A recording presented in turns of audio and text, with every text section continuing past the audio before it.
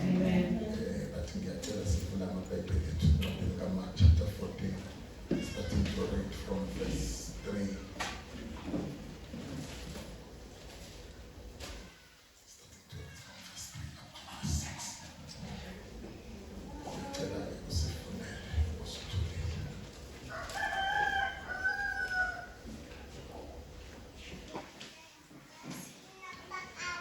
Together was an Uncle Jesus Christ. So from the book of chapter 14, starting from verse 3. From the kwathi eseBhethaniya endlini kaSimon owayenochopho ehlezi ekudleni kwafika owesifazane ephethe umfuma we-alabasta wamafutha enadi lodwa elibiza kakhulu. Wathoboza umfuma wathela amafutha ekhanda lakhe. Verse 4. Kepha kwakukhona abanye abakhuluma bodwa ngokuthukuthela bethi, kwenzelweni lokho kuchithwa kwamafutha na? Verse 5.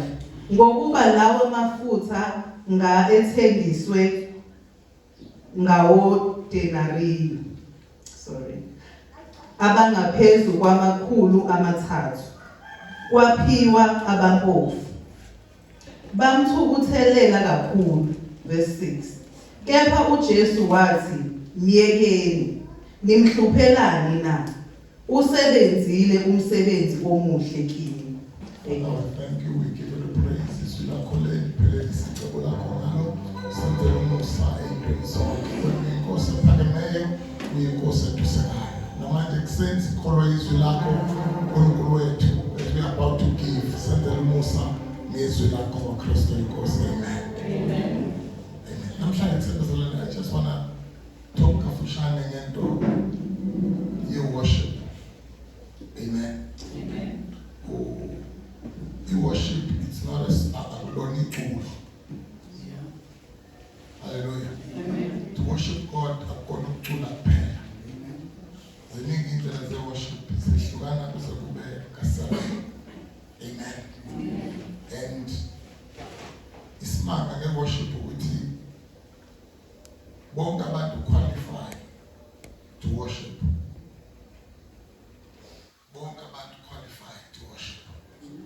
Kodwa i-worship iyadlulela ayigcini kwaJuda. Kwebesinesithi besizobona iBhayibheli likhuluma ngonkosikazi waseSamariya elithi wahamba waya emthonjeni engazani noJesu. Hallelujah. Lithi emva kokuba engejene uJesu wabuyela emizini esebulele ngisho. Hallelujah. Amen. Worshiping God. Umbolo kwaye wesizwe kodwa isimo sakhe simvimba ukuthi adumise uNkulunkulu. Hallelujah. Amen. Into ye-worship akusho lutho ukuthi ukude kangakanani naye. When you worship, udumisa uNkulunkulu ngezinto nazo. Kodwa awukwazi ukuqala ukumdumisa ungenayo inhliziyo yokupha.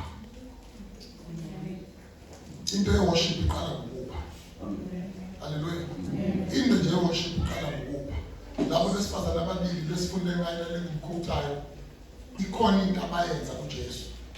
Hallelujah.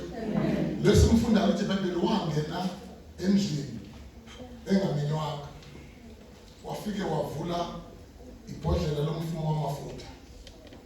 iBhayibheli lisho kahle lithi waliphula. Hallelujah. Okusho ukuthi noma ngabe wayefuna ukushintsha isinqumo sakhe ngoba selivulile. Yayingekho indlela to restore the container. When you are going to worship, kubalulekile ukuba wazi ukuthi you are sending a message ethi you worship with the blood. Abeka worship abephila. When you are going to worship God, kufanele ufe eyintweni oyifundayo noma eyimfunweni zakho. Bonke abawoshipayo bawoshipa ngoba befile. njengebhodlela lamafutha. Hallelujah. Lo wesifazane waphula ibhodlela lamafutha to worship. But ngifisa ukusho futhi ukuthi into ye worship ibalekile ngoba uNkulunkulu protect laba abamdumisayo. God protect abamdumisayo. In the same scripture, lithi iBhayibheli verses 29 verse 6. Kwaba khona ukukhonona. Kwaba khona ukukhonona. Angazi ukuthi why uJesu ahambe noJudas ngoba akuyona imvelo kaJesu to tempt. Yeah. Akuyona imvelo kaJesu ukulinga. Imvelo kaJesu ukunikeza umuntu a second chance. Amen. Kodwa uhamba noJudas kodwa uyamasu nokuthanda imali kodwa imali ibeka kuye. For 3.5 years uJudas had an opportunity yokuba athi repent entweni anayo, but he chose not to. And it's the giving eyenza uJudas acaca. Lithi ngesikhathi kunikelwa lamafutha uma ufunda incwadi kaLuke ithi wasuka right there waya kubaFarisi wayothi ngiredi ukumdayisa. So when you are worshiping God, zimbili izinto ezenzekayo. People that are around you baba nesibindi to confront you. You worship kuphela. uJesu akhulume ngakho amazi mhlawumbe bangisiza labo bafundi bebele. Angikaze ngizwe kwenye indawo la uJesu khona enza statement athi lo wenze lokhu njalo makushunyayelwa uyomishini. uJesu kwami mentioning akutheni la kushunyaya kulivangeli kuyomention umuntu that worship.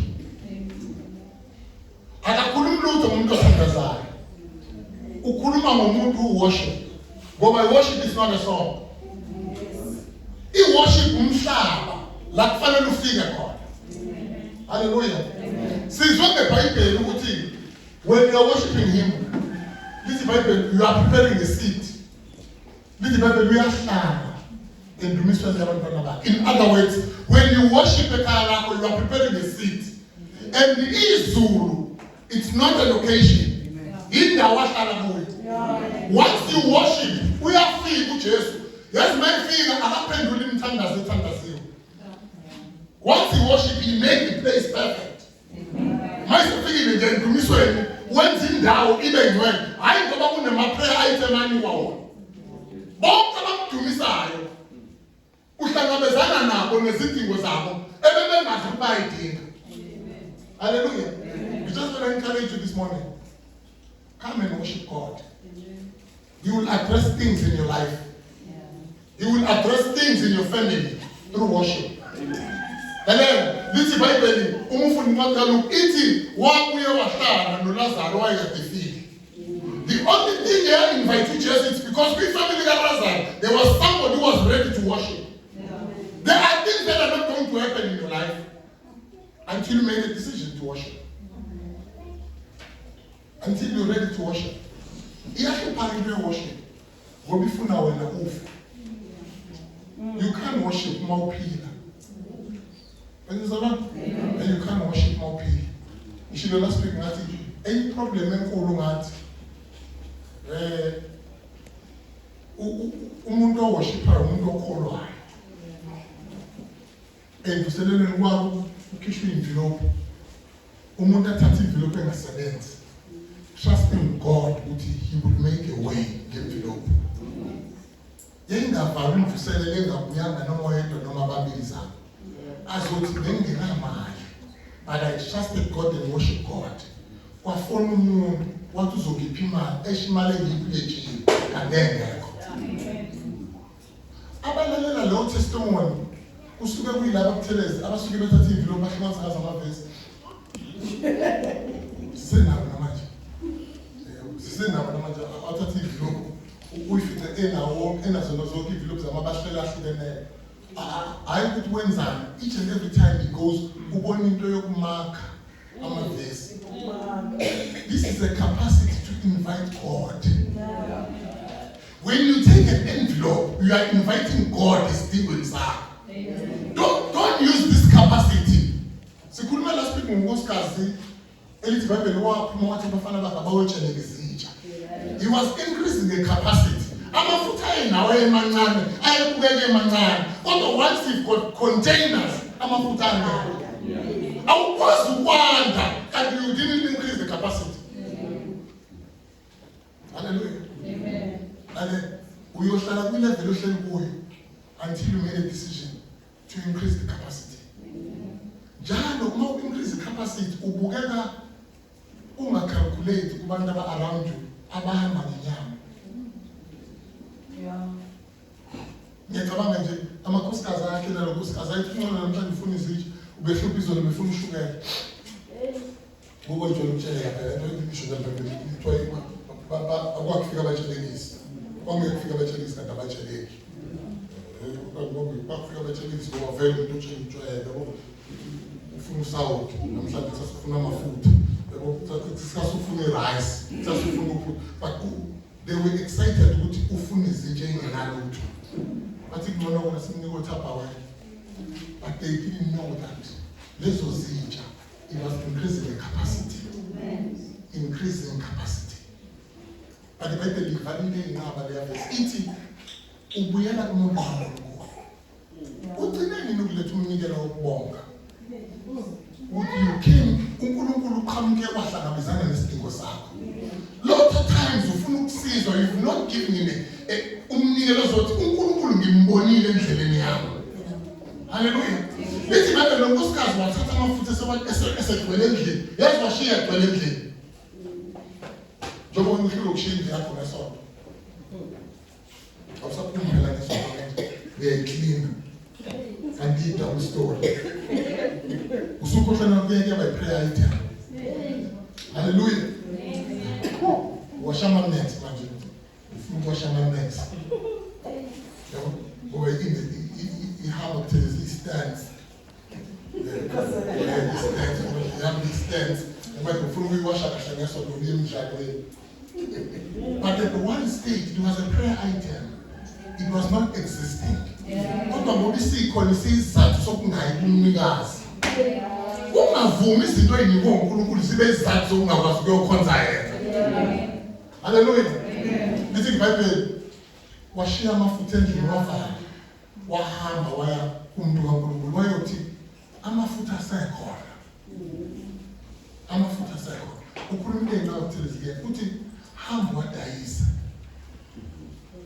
Bese ukhokhela obakweletayo. It's a principle engesiyibuke phansi. uNkulunkulu mayenza breakthrough qala ngokukhokha ikweletu. Start by paying your debt. Isikweletu sine tendency yokwenza ungakwazi ukunquma noma kufanele unqume. Bese ngiyazi manje manje ukusondela umhla 15 manje uyahlina kodwa uyazazi ufana umhla 30. Uthengiswa abantu umhla 15 imali ngiyabona ngakuthi. That's the only power of debt.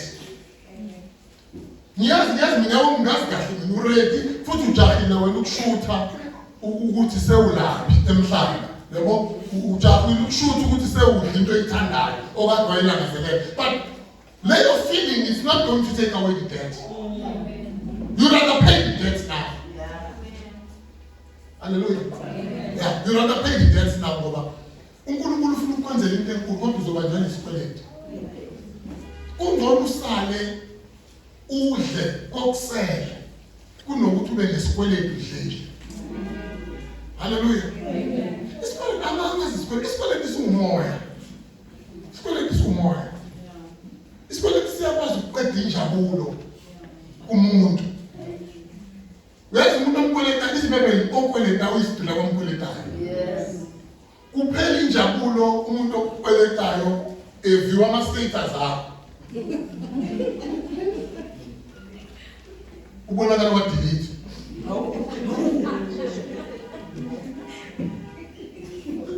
So avele abuka ama-status abese efaka umuntu okhalayo. Ubona ukuthi ukhala. Ukhalela isikweletu sakhe kuwena. Hallelujah. So I just want to encourage you. Go and pay debt. In respect yokuthi sibukeka sisincane kanjani. Go and pay debt. Go noma isikweletu ngabe sincane kanjani. Sinayo i-ability yokuqeda injabulo. Hallelujah. Umuntu nje onesikweleti akaphila impilo ephelele. Ngoba njalo naye excited khona usuke enovalo ukuthi kuzovela umkweletayo. Hallelujah. Yazi umuntu okweletayo une-ability yokucontrola yomuntu.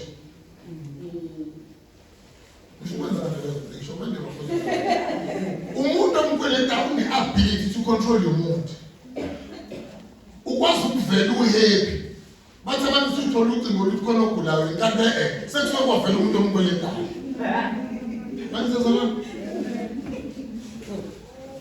That's the power of debt. But uyaphila ngaphandle kwesikweleti. Lithi iBhayibheli lonkosikazi mayisephule this alabaster oil. uJesu uyamdefenda. Ngoba all the worshippers izulu liyabadefenda. Izulu liyamdefenda umuntu odumisayo. Izulu liyamdefenda umuntu onikelayo. Sizwe uJesu ethi miyekele lo. Hallelujah. Kukhona izinto uJesu ekufanele akhulume izwi lakhe phezu kwabantu naphezu kwezimo. Athi miyekele lo. Kodwa akakwazi ukukhuluma lelo izwi but you are not a giver and you are not a worshiper. Hallelujah. We're about to pray. We're about to pray. But I just want to invite you. Ungavumi ukuphila impilo ubuswa isikweleti. Let's bow our head and pray. Father, we thank you. We give you the praise. When uNkulunkulu onguyise wempela yonke, icebo lakho lihle, icebo lakho liyabongeka. Eyintweni zonke uphelelisa icebo lakho ngamandla amakhulu. Nanti ifa lakho owathemba ngegazi lenqabileyo. Nanti ifa lakho uNkulunkulu wethu libanjwe izimo ezinhlobonhlobo, kodwa wena unamandla phezu kwazo zonke. Njengoba uqokelela amanzi, uNkulunkulu wethu embizeni, wena uyaliqokelela ulwandle. Lube nhlangothi lube hlangothi lona. Yenza izwi lakho kwabangcwele bakho, uNkulunkulu wethu besasakunikela. Hlangabezana nezidingo zabo ngokwenzeko yezwi lengoKristu Jesu. Abanye badinga amathuba angcono, abanye badinga impilo engcono, abanye badinga ukubalwele. We pray egameni likaJesu. Benzela umusa phezu kwenyama yonke. Benzela umusa phezu kwezinto zonke. Uwena izolo, wena namuhla, uwena naphakade. Izwi lakho alibuyele emuva lingawuphelelisa ngomsebenzi. Namanje kuseni siyathandaza. Namanje kuseni siyakholwa izwi lakho. Namanje kuseni siyafisa ukunikela kodwa sibanjwe umoya kwezikweleti. Senzele umusa siphunyule uNkulunkulu wethu. Wena wafuna ulwandle waphosa baseGibhithe ngoba usula isikweleti sabangcwele bakho. Namanje kuseni masiphuma uyakwazi ukusula izikweleti. We thank you, Lord. We give you the praise. Senzele umusa eyintweni zonke sikukhonze singacindezelwa muntu. Sikukhonze singanekwesaba ngenxa yegama lakho. We thank you, Lord. We give you the praise in Jesus' name.